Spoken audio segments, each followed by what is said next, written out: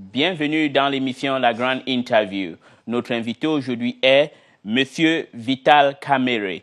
Il est le président de l'UNC. L'UNC, c'est l'Union pour la Nation congolaise. Dans un instant, il va nous parler sur la situation socio-économique et politique de son pays, la République démocratique du Congo, et aussi sur sa propre situation politique.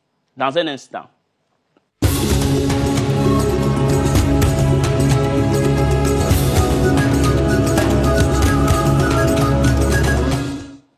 Alors, Monsieur Vital Kamerhe, soyez les bienvenus. Merci. D'accord, vous êtes le premier de cette année 2011 pour être reçu ici au siège de Télésud à Cognacq-G. Merci. J'en profite donc aussi pour vous souhaiter à vous-même et à tout le personnel de Télésud le meilleur. Vous féliciter et saluer votre professionnalisme, puisque en tant qu'Africains, c'est une initiative que nous devons louer et encourager. D'accord. Mais si vous me le permettez, je ne louperai pas l'occasion pour souhaiter les mêmes vœux à l'ensemble du peuple africain. Je voudrais qu'en ce début d'une nouvelle décennie, que cette décennie soit la décennie de l'Afrique. L'Europe a veillé son temps, l'Amérique a saisi sa chance avec l'histoire. Aujourd'hui, l'Asie, avec la Chine, l'Inde et les autres dragons de l'Asie du Sud-Est sont en train de faire l'histoire du monde. Et je crois fermement et je souhaite que cette décennie soit la décennie de l'Afrique. Et nous avons tous les atouts pour que l'Afrique étonne le monde et puisse s'élever. Je n'oublierai pas mon pays, la République démocratique du Congo, le peuple congolais. Il ne faut pas désespérer. Que cette année soit l'année du rendez-vous avec l'espérance. Je pense à vous et nous allons vaincre avec le peuple congolais. Tous les obstacles sur le chemin du développement, sur le chemin de la sécurité, de la paix, de l'espoir, tous ces obstacles ne sont pas impossibles à enlever. Alléluia. Amen. D'accord. Bon, alors, vous avez cité la Chine, vous avez parlé de l'Inde en Asie. Et quand vous parlez de votre pays, la République démocratique du Congo, c'est du sarcasme ou vous êtes vraiment sûr? Parce que ce n'est pas un pays, la République démocratique du Congo. C'est un grand colosse au cœur de l'Afrique. Et j'ai toujours... Un colosse DPC. Il n'est pas DPC. En dehors de la Somalie, oui. C'est le deuxième pays en faillite sur le continent.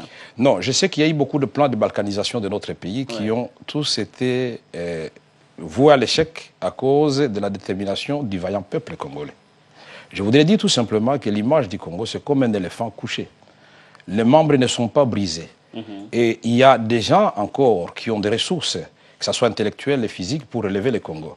Et quand le Congo va marcher, l'Afrique va marcher, puisque c'est 9 voisins. Le Congo, au fait, c'est la réplique africaine du Brésil. Nous avons de part et d'autre de l'océan Atlantique des géants. De l'autre côté, nous avons le Brésil, qui a étonné le monde en 8 ans, avec un leadership responsable mené par le président Lula. Et de l'autre côté, nous avons la République démocratique du Congo. Et ces deux pays, nous en parlerons de similitudes étonnantes. D'accord. Le leadership exemplaire. De l'autre côté, votre frère, le frère dans le Brésil, leadership exemplaire, c'est vous qui l'avez dit. Et de votre côté, vous avez le leadership quoi? Un leadership irresponsable. C'est ça l'une des maladies du Congo. Voilà. D'accord, vous êtes un homme honnête. Alors, Monsieur Vital Kamerhe, je voudrais qu'on va dans le vif du sujet. Exact. Vous êtes candidat aux élections présidentielles. Oui, c'est exact. N'est-ce pas? Je le confirme. Vous le confirmez. Voilà. Mais vous êtes un sérieux ou vous êtes le vert que M. Kabila va mettre dans l'opposition? Je m'attendais à cette question et j'en profite pour clarifier une fois pour toutes. Cette question, effectivement, je sais où vous auriez voulu me poser la question. Vous connaissez ce que du dans le cœur, c'est dur. Hein? C'est connu de tout le monde. J'ai été directeur de campagne du président Kabila. J'étais secrétaire général de son parti. Et comment aujourd'hui je me retrouve candidat, donc dans la même course présidentielle avec Kabila. Nous disons, la politique d'abord, elle est dynamique. Et quand j'avais soutenu et quand j'avais écrit pourquoi j'ai choisi Joseph Kabila, nous étions dans un contexte. Et je peux démontrer que je n'avais pas tort et je l'assume. En 2006, si je ne me trompe pas. En 2006, je l'assume et je ne le regrette pas. Parce que c'est en 2001, le 26 janvier 2001, que Joseph Kabila a été investi président de la République démocratique du Congo. À ce moment-là, le Congo était divisé en 3 administrations. Il y avait une administration qui était conduite par M. Jean-Pierre Bemba et sa rébellion d'IMLC, sous le contrôle de l'Ouganda. Il y avait une administration qui était conduite par les RCD Goma avec le Rwanda. Et il y avait le reste du Congo avec le gouvernement de la République démocratique du Congo. Donc nous étions devant une impasse. Mais il fallait opérer la magie. La magie, c'était quoi? C'était de désarmer les agresseurs du Congo sans tirer un seul coup de feu. C'est-à-dire qu'il fallait privilégier la solution politique, mais aussi la solution diplomatique. Et le président de la République, à ce moment-là, nous devons restituer à l'histoire l'histoire. Moi, je ne suis pas de l'acabit et de la catégorie des politiciens démagogues. Donc, je dois reconnaître qu'il y a eu des efforts. Nous avions, à ce moment-là, ensemble avec le président de la République, promis au peuple congolais 3 choses seulement. Oui. La première chose, c'était mettre fin à la guerre par la voie du dialogue. Dialogue avec qui? Avec nos agresseurs, le Rwanda et l'Ouganda. Dialogue avec qui? Avec les rébellions, les MLC, les RCD, les RCD-KML, les RCD national. Il y avait une multitude de rébellions au Congo. Je vous en épargne l'énumération. Mais dialogue aussi avec le reste du monde, la communauté internationale, parce que nous sommes à l'ère de mondialisation. La deuxième chose, nous avons promis au peuple congolais, c'était ramener la bonne gouvernance dans le pays. Il ne faut pas oublier que nous étions dans un contexte où le Fonds monétaire et la Banque mondiale avaient rompu le programme avec le Congo à cause de la mauvaise gouvernance de l'époque. La troisième chose, c'était la démocratisation du pays. On a promis au peuple congolais d'amener ce peuple aux élections. Et ces 3 rendez-vous ont été, ou ces 3 promesses ont été honorées. Donc nous avons discuté avec le Rwanda le 6 septembre 2001. Nous avons discuté avec l'Ouganda sous l'égide du président Dos Santos le 30 septembre 2001. Et nous avons eu 2 accords, l'accord de Pretoria et l'accord de Luanda, qui ont entraîné le retrait des troupes rwandaises d'un côté et de l'autre côté le retrait des troupes ougandaises. Mais nous avons eu le 17 décembre 2002 le dialogue intercongolais, grâce à la magie d'un fils africain, Moustapha Niasse, qui avait secondé un autre fils africain, l'ancien président Massiré. Donc souvent, en Afrique, on cherche des solutions ailleurs, alors qu'il y a des magiciens et des gens intelligents en Afrique. Alors, donc, nous avons fait tout cela et nous avons eu une transition. Trop peu de gens donnaient la chance au modèle congolais. 1 plus 4, un président de la République avec 4 vice-présidents. C'est inédit, c'est extraordinaire, mais moi, j'étais convaincu que nous allions y parvenir.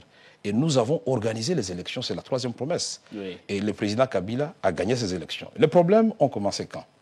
Oui, il a gagné les élections. Comment? En truquant les élections? Non, il n'y a pas eu de tricage, je vais être honnête. Et puis, à un moment, le CPI lui a aidé, il lui a enlevé un épine du pied, M. Bemba. Ça, c'est venu après. Ah, oui. Donc, nous avons gagné les élections.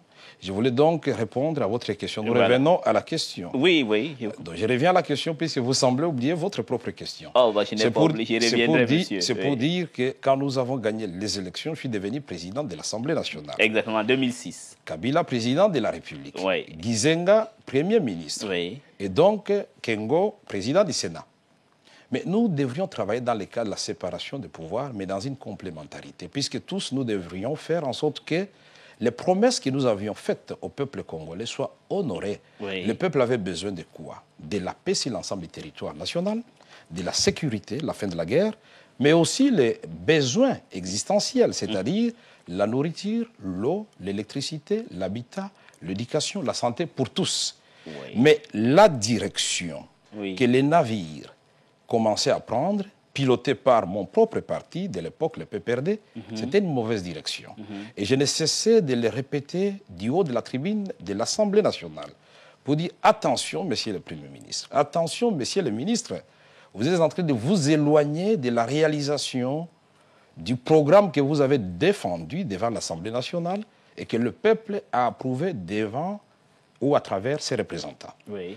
Je n'ai pas été entendu à plusieurs reprises. Il y a eu beaucoup de divergences sur plusieurs dossiers.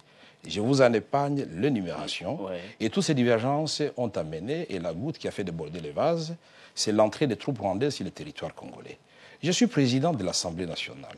Je suis à la télévision et à la radio, comme tout le monde, que les troupes étrangères d'un ancien pays agresseur, et sur lesquels pèsent encore des soupçons, oui, est entré dans votre pays. Dans notre pays. Tant qu'on ne vous a pas informé. C'est ce que j'allais dire. Vous m'aidez à répondre à la question. Oui. Donc l'Assemblée nationale n'est pas tenue informée, alors que l'article 213 de la Constitution le dispose ainsi.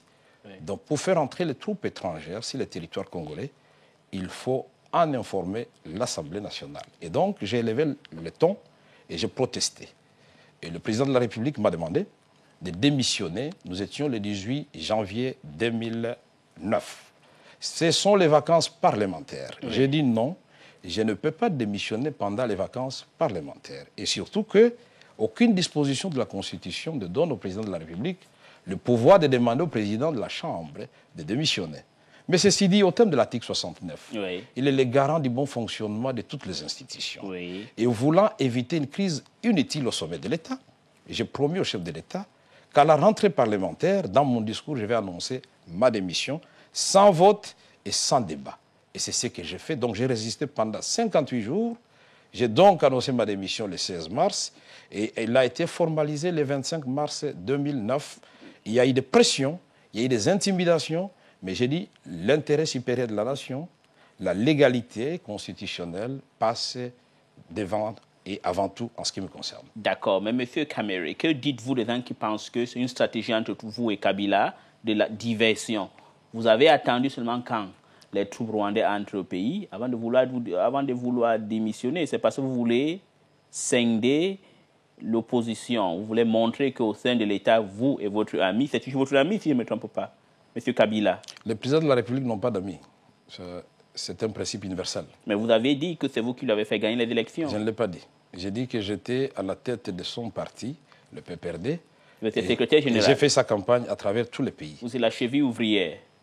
Moi, je suis modeste de nature. D'accord, voilà. Vous êtes modeste de nature. Mais alors, si vous n'étiez pas quelqu'un de très important pour lui, pourquoi quand vous êtes allé dernièrement à Goma, on vous a empêché? C'est Goma ou une ville de l'Est, si je me le nom, c'est pas. Goma. Goma. On vous a empêché. Il y a même eu peut-être quelqu'un n'est pas mort, mais il y a eu de preuves physiques entre vos sécurités ou vos gardes-corps et les policiers du Goma. Oui, je voudrais d'abord reformuler votre question. Oui. Vous avez dit, est-ce que je ne suis pas une top ou un espion qu'on envoie dans l'opposition pour diviser l'opposition? Et vous dites que vous êtes. Et puis, de l'autre côté, vous dites aussi, vous affirmez que pourquoi on vous a empêché à Goma. Oui, je vous pose une question. Pourquoi on vous a empêché? Non, vous m'avez aidé à répondre à votre question. Pourquoi? Justement, parce que si j'étais une top envoyée dans l'opposition, si j'étais un complice du président Kabila, il n'allait pas m'empêcher de m'adresser à la population à Goma. Et on a usé de tous les moyens pour que je ne tienne pas les meetings. Donc les gens qui se sont entendus pour mener en bateau l'opposition ne se comportent pas de cette façon-là. Il y a eu quelqu'un qui est mort, une femme est morte. Voilà, exactement, d'accord. Ce n'est pas ma sécurité. Je n'avais pas de sécurité puisque mes policiers, déjà à l'aéroport de Ndjili, à Kinshasa, ont été arrêtés et empêchés de voyager avec moi. J'ai voyagé sans garde du corps. Je n'avais que le bon Dieu et le peuple congolais avec moi. Et on a voulu donc mobiliser en tirant sur la foule ou en tirant en l'air. La stratégie, c'était quoi? Puisque le quartier général de la Monique était à côté et nous sommes à un jet de pierre du Rwanda. Donc j'avais deux choix. Soit je traverse, je cours, je me cache au Rwanda, et ce serait vraiment une très bonne chose pour les gens du pouvoir actuel. Soit je veux me cacher dans le quartier général de la Monique. Voilà un lâche, voilà un leader, voilà quelqu'un qui veut diriger le Congo, et à la moindre manifestation, il se cache. Donc j'ai dit non, on avance, j'ai les images, je vous les donnerai et vous verrez comment j'ai demandé au peuple qu'on peut braver la peur, on peut dire non. Le temps des intimidations, ce temps-là est révolu. Et les militaires ont fui. Et nous avons donc fait une marche pendant 3 heures.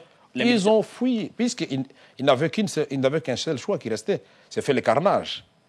Puisque le peuple, quand je me suis mis devant, tout le monde a marché avec moi. Et nous avons fait 3h30 dans la ville de Goma. Et je n'ai jamais réussi à comme ça dans ma vie. Le lendemain, c'était le tour de Bukavu. Les images sont là. Il y en a qui parlent de 1 million et demi de gens qui sont venus et qui m'ont accompagné pendant 4 heures de temps dans la ville. D'accord. C'est extraordinaire. Donc, je voudrais ajouter un deuxième argument. Quand vous suivez la télévision à Kinshasa, les émissions, vous verrez que la plupart des défenseurs de la religion du président Kabila, de son parti, disent dans des débats croisés aux gens de l'opposition, attention, Kamere est avec nous, nous l'envoyons chez vous pour vous distraire. Voilà donc quelque chose d'extraordinaire. C'est comme si aujourd'hui, le président Obama a envoyé un espion en Russie et il téléphone à Medvedev et dit « Attention, je viens de vous envoyer des espions là-bas ». Alors, on se pose la question. Et c'est un espion qu'on dénonce à l'avance qui ne fera pas son travail, ça c'est clair, puisqu'on vient de le dénoncer. Ou alors ce n'est pas un espion du tout. D'accord. Donc ce qui est vrai est que Goma est une démonstration que je ne suis pas dans une œuvre de complaisance. Ma sortie le 14 décembre au GB à Kinshasa, une conférence de presse de 50 000 personnes, ça ne s'est jamais vécu à Kinshasa. D'accord, monsieur Vital Kamerhe. Bon, vous avez dit ici, comment vous avez réalisé la pacification du pays, ce que vous avez dit.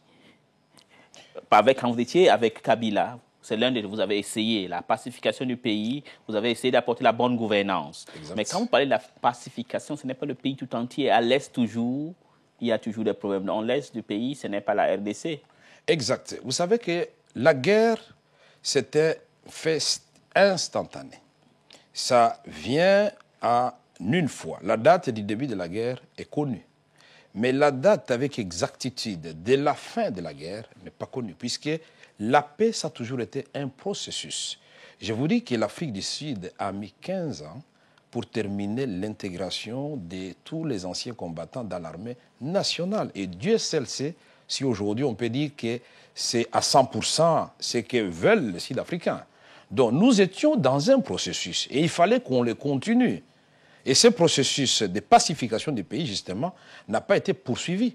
Parce qu'après avoir gagné les élections, nous devrions embrayer sur le même schéma qui nous a amenés à réunifier le pays sur le plan de l'administration, à réunifier le pays sur le plan institutionnel, et il ne restait plus que les efforts à faire. C'était au niveau de l'Est du Congo. Et là, nous avions un plan avec plusieurs volets. Quel est le plan que vous avez que vous n'avez pas pu appliquer ça depuis 2006? Le plan, je l'ai présenté à l'Assemblée nationale. Il a été adopté en 2007. Et pourquoi il a été approuvé par le Conseil de sécurité et par notre gouvernement. Et pourquoi il n'est pas effectif sur Nous avions commencé la conférence de Goma le 8 janvier 2008 sous ce plan-là. Ce plan a débouché par la désignation de l'ancien président Obasanjo comme facilitateur et l'ancien président Mukapa. Et nous avons eu le processus de Nairobi. Oui, je voudrais vous dire pourquoi il n'a pas abouti. Voilà, justement, puisque pendant que nous étions dans ce plan-là, il y a un deuxième plan qui est venu, mais qu'on n'a jamais vu, un accord qui a été signé entre le président Kabila et le président Kagame. Pour outrepasser tous les volets. Ce n'est pas sérieux ce que vous dites, monsieur Kamerhe.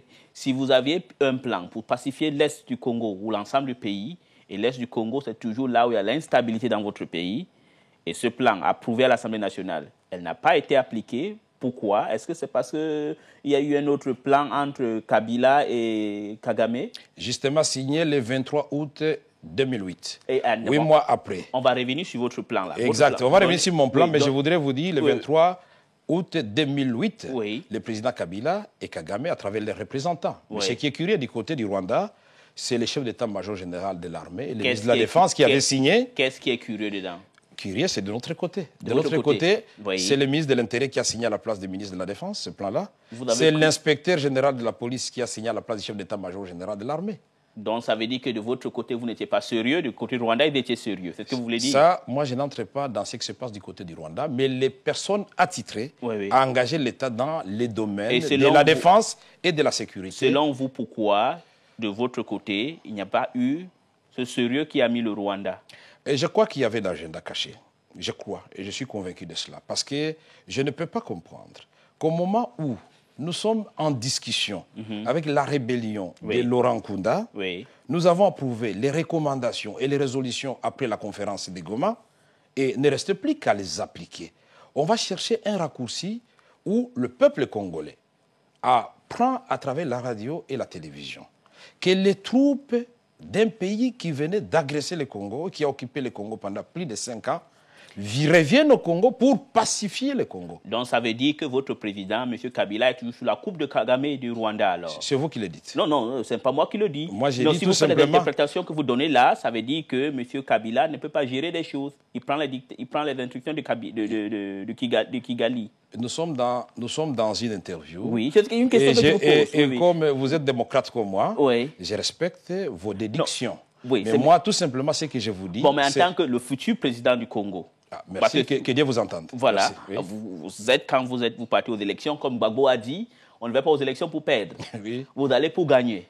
Oui, exact. Alors, si vous gagnez maintenant les élections, qui va se tenir en novembre, alliez-vous revoir les termes de négociation qu'il y a eu entre la République démocratique du Congo et son voisin, le Rwanda? Absolument. Je dirais au président Paul Kagame que nous avons besoin de la paix au Rwanda, la paix au Congo. Je dirais au président Museveni de l'Ouganda que nous avons besoin de la paix en Ouganda et la paix au Congo. Le Congo, c'est un géant. Le Congo, quand il est instable, c'est toute la région qui est instable. Le Rwanda peut avoir l'illusion d'avoir une paix, mais c'est toujours fragile. Oui. Quand tous les anciens rebelles du Rwanda, les anciens militaires d'Abiyarimana se trouvent encore sur le territoire congolais... Et c'est la faute du Rwanda, ça? Ce n'est pas la faute du Rwanda. C'est pourquoi je voudrais lui dire que nous avons intérêt à inscrire la recherche dans la paix à l'est du Congo dans un contexte régional. D'accord. Mais... sous-régional, parce qu'il ne faut pas chercher des solutions aux problèmes internes du Rwanda au Congo. Parce que les génocides de 1994, c'était entre les Hutus et les Tutsis. C'est toujours la communauté internationale, au nom du droit humanitaire, qui avait demandé aux Zaïre de l'époque de Mobutu d'ouvrir les frontières. Et nous avons accueilli chez nous 2 millions de réfugiés rwandais, parmi lesquels, malheureusement, les ex-FARC Interamwe, qui étaient armés. Armes et munitions, chars et tout ce que vous voulez. Par votre gouvernement? Non, ils viennent de chez eux. Mais ce que je voudrais souligner ici... Mais vous les avez soutenus toujours, vous les avez cachés parce que Non, ils sont entrés chez nous. Je suis en train de parler d'abord... Mais monsieur Vital, je vais revenir là, sur le vous problème. êtes en train... C'est très important. Je suis en train de montrer la responsabilité de départ et la défaillance de la machine internationale dès le départ. Puisque au moment où ils sont entrés chez nous, quand ils entraient chez nous, au nom de l'opération turquoise, si on les avait désarmés... Un peu comme en Côte d'Ivoire. Un peu comme en Côte d'Ivoire, je ne connais pas très bien la question de la Côte d'Ivoire, mais maintenant ici je parle de la RDC. D'accord. Je voudrais dire, si à ce moment-là, vous évitez ça. Bon, si à ce moment-là, on avait désarmé les militaires de Abiyarimana, il n'y aurait pas eu de problème après. Si à ce moment-là, donc il y a déjà la responsabilité dès le départ. Mais malgré ça, à l'époque de Mobutu, il y a de mauvaises choses. Il y avait eu tripartite, et c'est Kengo, l'actuel président du Sénat, qui était Premier ministre. Il y a eu des résolutions pour dire ces gens, on les éloigne à 150 km de leurs frontières en attendant d'organiser leur retour et que les HCR les encadrent. C'est la communauté internationale qui a dit qu'il n'y avait pas de moyens. La communauté internationale a organisé le désordre dans votre pays. J'ai dit que la machine onusienne, à ce moment-là, a prouvé sa défaillance. Donc l'ONU n'est pas une organisation honnête, alors. Donc non, ça crée des problèmes. Non, je vous pose, si vous dites ça que... Ça, c'est une déduction dangereuse. Vous pouvez être honnête et avoir des défaillances. Non, je peux être honnête. Non, je vous pose la question sur l'ONU. Est-ce que vous êtes content de ce que l'ONU fait chez vous? Oui ou non? J'ai dit oui et non à la fois. Oui et non, pourquoi? J'ai dit non, puisque dès le départ, on pouvait arrêter ce drame. J'ai dit oui, parce que je dois reconnaître, sans la présence des Nations Unies, ça allait être pire. Ça allait être pire. Et je suis mieux placé pour le dire, puisque j'étais commissaire général du gouvernement chargé du processus de paix. D'accord. Avant cela, j'étais chargé des relations avec les Nations Unies. Brilliant. Mais il y a un autre problème, monsieur Vital Kamerhe. Vous passez votre temps à accuser le Rwanda. Eux, ils ont la croissance économique, ils sont stables, mais vous êtes dans le désordre. L'est du Congo, c'est le grand insécurité. On viole les femmes chaque jour. Qu'est-ce qui se passe? Vous étiez là. Exact. On a violé les femmes quand vous étiez. Exact. Qu'est-ce que vous aviez fait? Je ne suis pas d'abord une armée, mais ce que je dois dire, sous ma présidence à l'Assemblée nationale, nous avions voté une loi pour condamner. Tout est érigé et même on a modifié le code pénal pour que tous ceux qui seront passibles de ce genre de crimes, que la peine soit renforcée. D'accord. Mais nous avons interpellé le gouvernement à plusieurs reprises pour dire qu'il y a l'impunité à l'est du Congo. Et ils ont refusé d'appliquer le gouvernement. L'absence de l'État. C'est ça. En fait, nous devons partir dès le départ. Donc, s'il y a l'absence de l'État à l'est, donc vous avez échoué dans l'un de vos missions, l'absence de l'État, si l'ensemble du territoire national. Il n'y en a pas là-bas. Si l'ensemble du territoire national, l'État est presque absent. C'est pourquoi j'avais dit que les navires que nous avons pilotés pendant la campagne, après avoir gagné les élections, nous devrions choisir la bonne direction. La première opération qu'il fallait faire, pour moi, qui devait être le premier chantier, c'était la refondation de l'État congolais. Il fallait que l'État récupère toutes ses missions et ses attributions régaliennes. Et pourquoi l'État ne l'a pas fait pendant que vous étiez là? Vous l'avez dit à M. Kabila, il a refusé. À l'Assemblée nationale, on a interpellé le gouvernement à plusieurs reprises. On a fustigé ce que nous appelons chez nous les gouvernements et institutions parallèles. D'accord. Parce qu'il y a des gens qui trouvent du plaisir dans l'affaiblissement de l'État.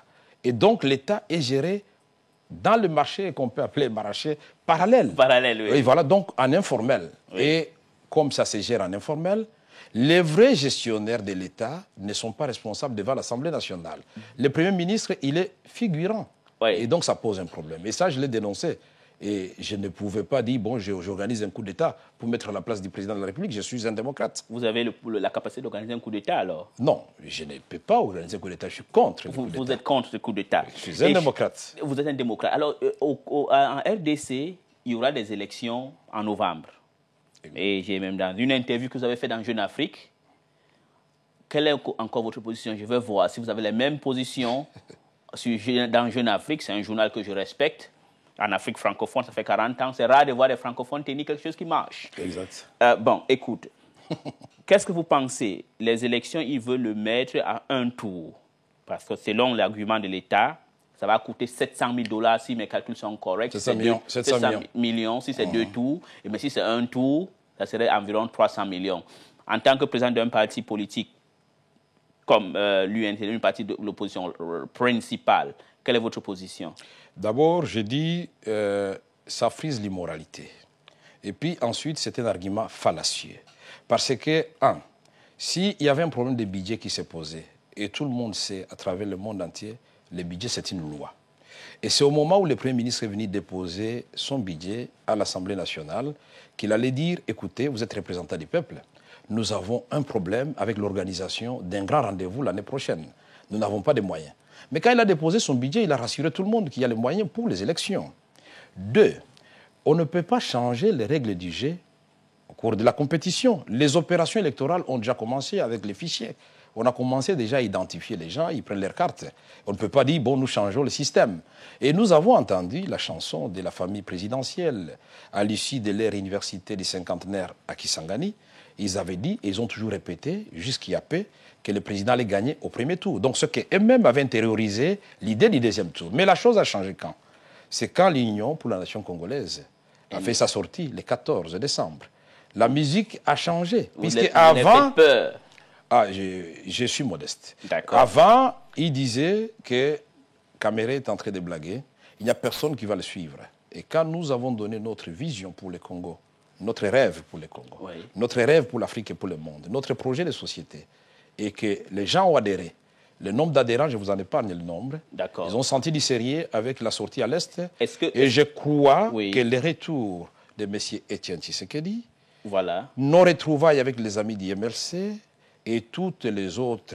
François Mwamba, c'est ça? Ou François Mwamba, oui, et tous les autres leaders de l'opposition, que nous soyons à mesure tous de rejeter cette révision constitutionnelle. Je crois qu'ils sont en train de réfléchir 2 fois avant de passer à l'étape suivante. Parce que nous avons dit... Est-ce que vous ne pensez pas, avant que vous le dites, vous ne pensez pas que le gouvernement a peur de se voir victime d'un syndrome ivoirienne? Parce que, comme vous êtes peut-être soutenu par l'ONU, on peut vous déclarer peut-être vainqueur. Soutenu par l'ONU? Non, je suis soutenu par le peuple congolais. D'accord. Le soutien, je l'ai toujours sollicité auprès du peuple congolais. Je sais que c'est un lapsus. Voilà, l'électeur, vous avez failli m'avoir, tout simplement, je comprends, ce n'est pas un lapsus. L'électeur, c'est le peuple congolais. Et c'est auprès du peuple congolais que je soutiens et je sollicite mon élection. Et ce n'est pas pour rien que je viens ici, ma première sortie au niveau des télévisions étrangères. J'ai choisi Télé Sud, donc une télévision... l'initiative des Africains. Ouais. Parce que nous devons faire confiance et féliciter les Africains qui réussissent. Et voilà donc, je viens vers vous. Donc il n'y a pas de syndrome ivoirien, vous ne pensez pas en cela? Non, c'est-à-dire nous devons chaque fois, quand l'élection se passe dans un pays africain, tirer toutes les leçons. Il y a eu le Kenya. Oui. Je crois que nous devrions tirer toutes les leçons de ce qui s'est passé au Kenya pour éviter que dans un autre pays, nous puissions avoir des morts inutiles. Il y a eu un pays qui a fait la joie de tout le monde, c'est la Guinée. Exactement. Nous avions tous peur, mais nous avions eu Sekouba Konaté. Ce messieurs, je dois les féliciter. C'est extraordinaire de voir un militaire qui accède à la magistrature suprême, qui fait une promesse de remettre le pouvoir à travers les élections aux civils et qui le réalise dans le délai et sans effusion de sang. Je dois féliciter aussi Alpha Condé pour son élection, mais féliciter celui qui a perdu, puisque Le monsieur qui a perdu, ça s'appelle Selou, je crois. Selou Dalein Diallo, il a accepté sa défaite. Il a accepté sa défaite. Ouais. Ça, pour moi, il n'a pas perdu, il a gagné. Parce que la victoire appartient au peuple. Maintenant, nous sommes devant une situation, une patate chaude, oui. La Côte d'Ivoire. Oui. Et je crois qu'on en parlera. Et on en parlera, oui. Alors, donc, pour le Congo, les élections qui viennent, nous ne voulons pas que nous puissions vivre la situation de la Côte d'Ivoire ni du Kenya. C'est pourquoi nous sommes entrés de plaider pour que nous puissions garder notre système électoral de 2006 qui n'a pas posé problème. Oui. Parce qu'en 2006, il y avait des géants. Il y avait Jean-Pierre Bemba qui n'était pas moindre. Hein. Oui. Il y avait tout l'Ouest avec lui et puis une grande partie du centre. Il y avait Joseph Kabila qui avait l'Est et une partie du centre. Donc si nous avions fait seulement l'élection à un seul tour, nous allions avoir Joseph Kabila avec 47%, élu seulement par l'Est du Congo. C'est la balkanisation du pays sur papier. Et donc, il n'a pas le consensus de l'ensemble des Congolais. Le deuxième tour a donc permis d'avoir un président qui a un minimum de consensus de l'ensemble du Congo. Le Congo, c'est 453 ethnies. C'est plus de 300 partis politiques. Pour gouverner ce pays-là, 2 345 000 km², il vous faut un minimum de consensus, un minimum de cohésion nationale. Voilà, ça marchait. Oui. Et chez nous, ça marchait pourquoi? Parce que dans les documents et la législation, nous avons prévu qu'à la fin de chaque vote, le bureau doit appeler les témoins de chaque candidat, on signe et on affiche. Donc, quand on envoie les documents à Kinshasa, il y avait une transparence totale. Il n'y avait même plus moyen de remettre en cause. D'accord. Quand vous parlez de la République démocratique du Congo, vous êtes Congolais, c'est normal, vous parlez avec beaucoup de cœur, comme si c'est un pays sérieux. J'ai interviewé... Oui, je le dis, vous allez venir. Vous avez les problèmes de la rébellion à l'Est. Vous avez aussi les incursions. Ils se sont même déjà installés là-bas. La Lord Resistance Army de Joseph Kony. Kony, yes. Au nord-est. Au nord-est. En province orientale. Vous êtes incapable de le déloger. Exact. Vous êtes incapable. Continuez d'abord votre question. Le général Salva Kiir, le premier vice-président national du Soudan et le président de la région semi-autonome du Sud-Soudan, il m'a dit dans une interview qu'ils ont à maintes reprises voulu vous prêter les hommes et des armes pour aller en finir avec la LRA. Vous avez refusé. Pourquoi? Quand vous n'êtes pas capable de le faire. Attendez. Ce n'est pas que nous soyons incapables de le faire. Qu'est-ce qui vous empêche? Nous avons choisi la mauvaise manière de le faire. C'est là tout le problème. Je vous ai dit que nous avons eu des divergences avec le président de la République sur la façon d'aborder la question de l'Est du Congo. Donc, ça veut dire, M. Kamere, ça veut dire que M. Kabila, il aime le désordre alors? Il aime qu'il y ait l'insécurité dans son pays parce que ça lui permet de rester en place. À vous d'entendre. Vous savez que moi, j'aime bien un débat d'idées. Oui. Je n'aime pas des attaques contre les individus. Non, je ne l'attaque pas. Pour moi, ce qui m'intéresse ici, c'est la nation congolaise. D'accord. Et je suis en train de parler des approches. Oui. J'ai dit nous avons eu des divergences de vues. Oui. Parce que nous avions plus difficile à faire avec les MLC et les RCD que les CNDP et les poches résiduelles de l'Est, comme eux-mêmes aiment à le dire au gouvernement. Mais pourquoi nous avions réussi à amener Jean-Pierre Bemba dans le gouvernement et à l'amener aux élections et nous avons échoué avec les autres? Pourquoi nous avons changé ce qui avait marché, c'est-à-dire les règlements par la politique, par la diplomatie, mais aussi parce que, ce que vous avez oublié de dire, l'Est du Congo, c'est les minerais, c'est les coltans, c'est l'or, c'est les diamants. Et donc, tout le monde là-bas, c'est un désordre organisé. Et l'État, et les rebelles, tout le monde est...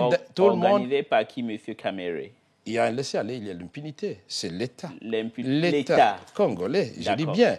C'est l'impunité. Puisque, comment expliquer qu'aujourd'hui, notre pays, le Congo, qui a tous ces minéraux, dans son tableau d'exportation, c'est presque zéro, le coltan.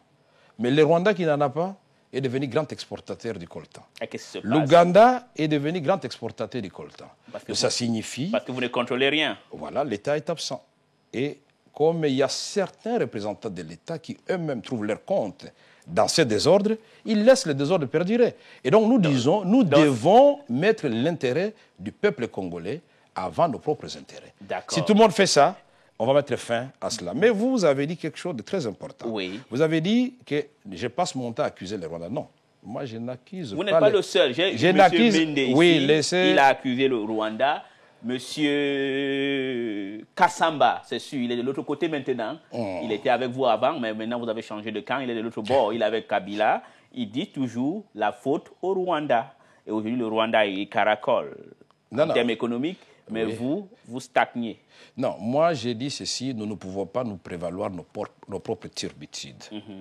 Les Rwandais, s'il nous fait signer un accord qu'il fait que les Rwandais se relèvent et nous nous enfonçons, nous devons que nous en prendre à nous-mêmes. Puisqu'il y a des fils et des filles du pays qui ont dit que nous sommes dans un marché de dupes. J'ai été à Kigali, j'ai parlé devant le Parlement du Rwanda et j'ai dit que l'histoire et la géographie condamnent les Rwandais et la République démocratique du Congo à vivre en bonne entente. Et nous avions dit on peut prendre l'exemple sur l'Allemagne et la France d'après la guerre. Nous pouvons exploiter ensemble le gaz méthane qui devient un danger pour nos populations respectives, de part et d'autre du lac Kivu. Mais avec l'Ouganda, on pouvait exploiter ensemble le pétrole du lac Albert, que l'Ouganda est en train d'exploiter seul maintenant. Et vous regardez nous avons le lac Tanganyika, l'un des plus poissonnés du monde, avec 6 couches de poissons. Vous avez là un pays, vous avez un lac où le poisson a la chance de naître, de vivre, de vieillir et de mourir. En même temps, il y a les enfants qui naissent, qui meurent précocement parce qu'ils n'ont pas à manger. C'est ce genre de paradoxe que nous voulons gérer. Et on pouvait donc, avec le Burundi, la Tanzanie et la Zambie, mettre en place une grande poissonnerie. Et nous pouvons faire la même chose avec la République du Congo-Brazzaville, avec l'Angola, les fameux triangles du Cabinda, Mwanda et Pointe-Noire. Il y a du pétrole. Au lieu que le pétrole devienne une malédiction pour nous, un problème entre nous, le pétrole devait nous unir. Et nous devrions trouver des modalités pour que chacun y trouve son compte.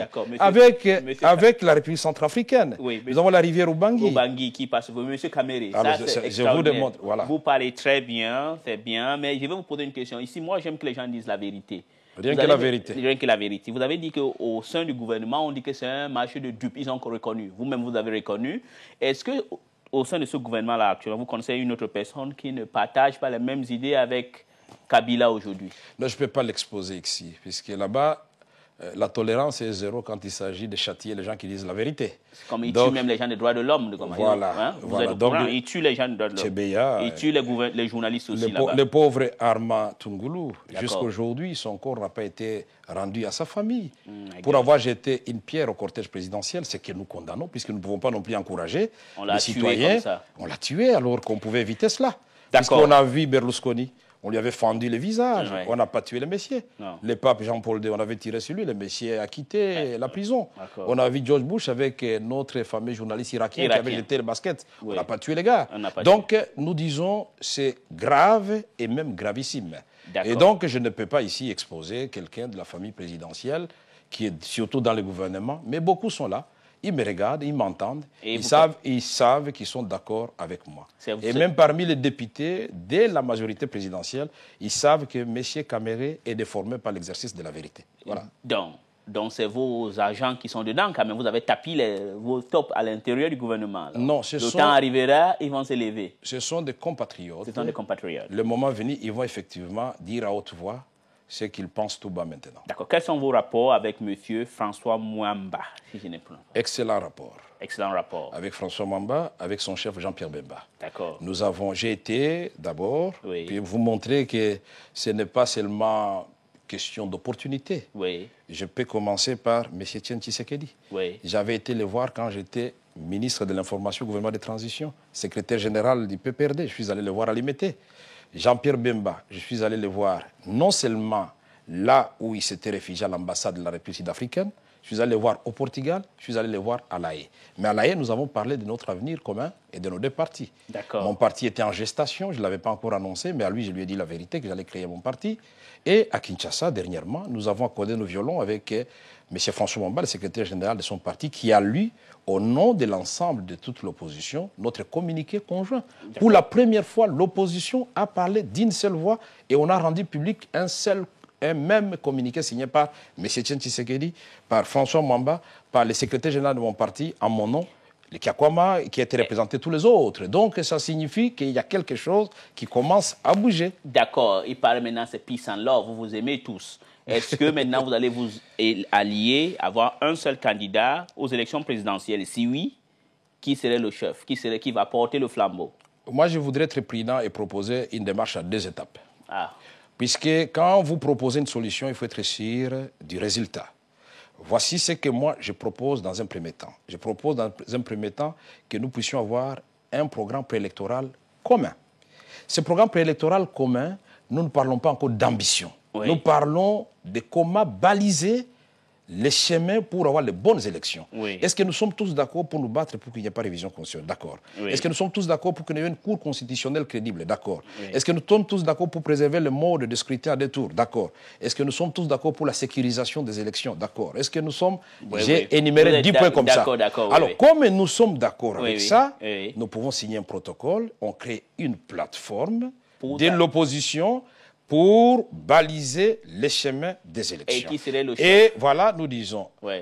à ce niveau-là, j'ai aussi une proposition à faire. Oui, quel est le La oui. loi sur l'opposition Oui. prévoit un porte-parole qui est le chef et Oui. des adjoints. Et des adjoints. Donc nous pouvons avoir une discussion entre nous et trancher cette question rapidement.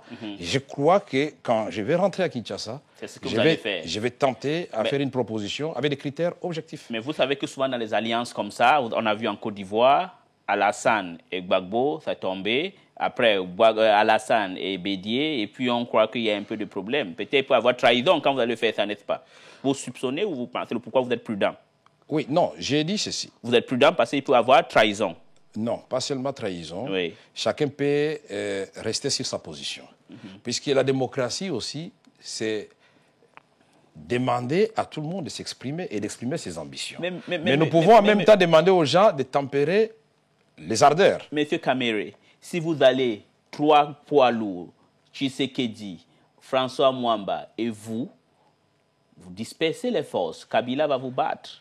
Si nous avons 2 tours, ça s'appelle le triangle nucléaire. Moi, j'avais dit Jean-Pierre Bemba avec l'MLC, Tshisekedi avec l'IDPS, Vital Kamerhe avec l'UNC. C'est le triangle nucléaire. Et autour de chaque coin de triangle, nous avons les principaux leaders qui sont pour l'un ou l'autre candidat. Et nous arrivons à un accord pour le 2e tour, pour dire que celui qui est en ordre utile reçoit le soutien des autres. C'est aussi simple que ça. Mais alors, si c'est un seul tour, puisque au Congo, on peut apprendre que le président de l'Assemblée nationale m'a dit que la Constitution a été modifiée, on l'a promulguée. Et qu'est-ce qui va se passer au cas où, aujourd'hui, comme vous dites... Nous allons prendre nos responsabilités. Nous allons d'abord demander à notre peuple de se lever comme un seul homme pour dire non.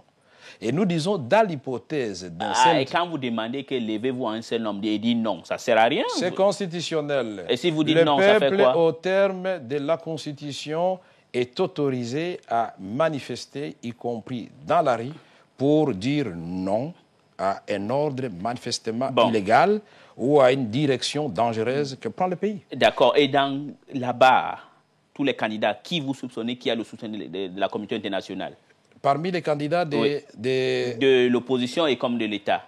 Moi, je n'aime pas soupçonner. D'accord. Bon, au cas Parce que je n'ai pas... Voilà, au cas où, au 2e tour, si ça se fait, il s'avère qu'il y a un qui est soutenu par la communauté internationale comme M. Alassane Ouattara en Côte d'Ivoire. Qu'est-ce que allez-vous faire? Vous allez jeter l'éponge alors? Non. Moi, je voudrais dire que nous avons le temps d'éviter le scénario ivoirien. D'accord. C'est une leçon de l'histoire et nous devons en tirer toutes les conséquences. C'est pourquoi, moi, j'invite la classe politique dans son ensemble, les forces vives de notre pays. Et je voudrais féliciter le cardinal Mosengo, qui a pris position au nom de l'Église. C'est ça le rôle de l'Église. Je suis désolé, l'Église doit être au milieu du village et quand ça brille, l'Église doit s'élever. Donc, nous devons absolument dire non et nous revenons à notre système ancien. Donc, le message que vous êtes en train de passer aujourd'hui est que si, comme là-bas l'Assemblée nationale ne sert, si aujourd'hui ça change, ils décident de modifier la Constitution, que les élections soient un tour, vous allez appeler au soulèvement de la population. Absolument. Dans un premier temps, ils seront matés, ils vont être tués. Dans un premier temps, ils vont être tués, monsieur. Ils ne vont pas être tués puisque les militaires et les policiers font partie du peuple congolais. Attention. Il faut faire attention. Parce qu'il faut faire attention, parce qu'on est toujours convaincu que les choses vont se passer comme on le pense. Mais les militaires, là, vous croyez qu'ils vont soutenir? Mais vous avez parlé de tous les cas, mais vous avez oublié un cas aussi récent, le cas du Niger. D'accord. Le président Tandja Mamadou, tout son entourage, les gens passaient à la télévision, à la radio, y compris, je crois, sur Télécide, pour démontrer que le président avait raison de changer la Constitution. Oui, le président pouvait tout faire. Mais aujourd'hui, le président se retrouve seul, retranché dans le camp où il est arrêté. Et tous ces gens ont pris une autre direction, ont pris d'autres habits, et ils ont recommencé leur vie politique. Donc Kabila peut avoir le sort de Tandja alors? Je lui donne le conseil de dire ceci à ses collaborateurs. Oui. Dites-moi ce qui ne va pas, ce qui va, je le connais moi-même. Je crois qu'un bon président de la République doit dire ça à ses collaborateurs. Dites-moi, comme M. Kamere me le disait à l'époque, ce qui ne va pas. Et je crois que c'est ça un meilleur collaborateur. Mais je voudrais dire que nous allons dans cette lutte, puisque vous avez dit le soutien de la communauté internationale, de ceci ou de cela. Non. Nous, au niveau de l'Union pour la nation congolaise, nous allons dans cette lutte avec une vision pour le Congo, avec un projet pour le Congo. Et quand je vous ai fait tout de suite la similitude entre le Congo et le Brésil, c'est le modèle que nous avons choisi. Parce que quand vous allez de l'autre côté, le premier fleuve, en termes de débit, vous revenez de ce côté, c'est le premier fleuve, en termes de débit aussi, deuxième fleuve. Oui, deuxième. De l'autre côté, la première forêt. Et de ce côté-ci, la deuxième forêt. Les minéraux, les eaux, nous sommes les châteaux d'eau d'Afrique. Et aujourd'hui, le monde est confronté à quoi? Premier problème, c'est le problème d'alimentation. 1 milliard d'individus qui ont faim dans le monde. Est-ce que vous savez qu'en Europe, il n'y a plus de terre? On ne peut plus faire des extensions. On ne peut qu'utiliser des produits chimiques. En Asie, il n'y en a plus. Mais les réserves se trouvent où? C'est en Afrique centrale et en Amérique latine.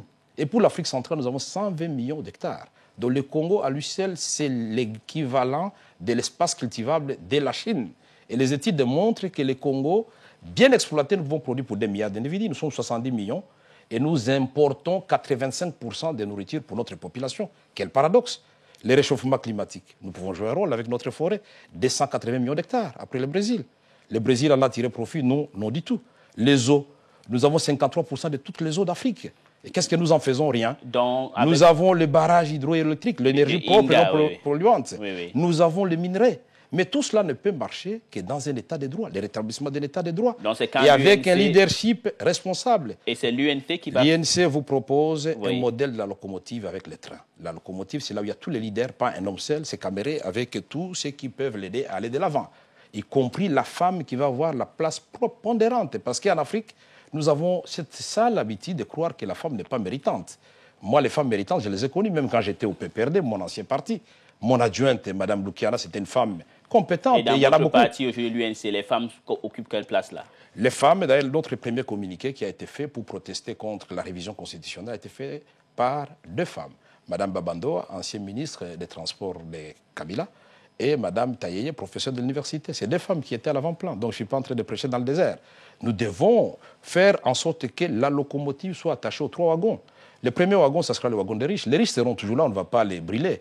Mais on va faire comme au Brésil, on va demander qu'ils ramènent tout ce qu'ils ont pour qu'ils puissent créer du travail. Vous êtes un socialiste alors? Je suis un sociodémocrate. Qu'ils viennent, qu'ils créent du travail et qu'ils transfèrent les revenus aux pauvres. Ils vont s'enrichir, mais les pauvres vont s'enrichir aussi. Et on va créer la classe moyenne qui est le 2e wagon. Et nous avons le 3e wagon, là se trouve le peuple. Mais ce que nous voulons pour le pays, c'est quoi? C'est que dans le 3e wagon, on puisse manger, on puisse boire, on puisse se faire soigner, on puisse s'éduquer, on puisse dormir, qu'on puisse avoir le minimum pour vivre. Que les plus pauvres et les Congolais aient le minimum vital. Et quand les trains quittent, puisque nous parlons de notre pays, quand les trains quittent la gare de Loulouabour pour aller au Katanga, Elisabethville, il ne faut pas qu'à la première gare de Tchimboulou, les wagons, il y a le peuple reste. Et vous pouvez prendre l'image de Paris et de Bruxelles. Vous quittez la gare du Nord, vous arrivez à la première gare, on abandonne les wagons où il y a le peuple. Et à la 3e gare, on abandonne la classe moyenne, les wagons où il y a les riches, et la locomotive arrive à Bruxelles. Non.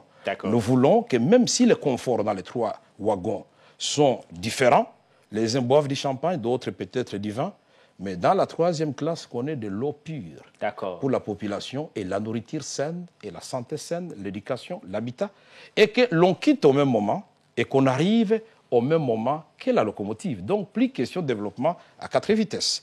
Ça, c'est ce que l'Union pour la nation congolaise propose. Et c'est possible. Dans le Congo, c'est une chance pour non seulement le peuple congolais, pour l'Afrique, mais je vais le démontrer aussi pour l'humanité.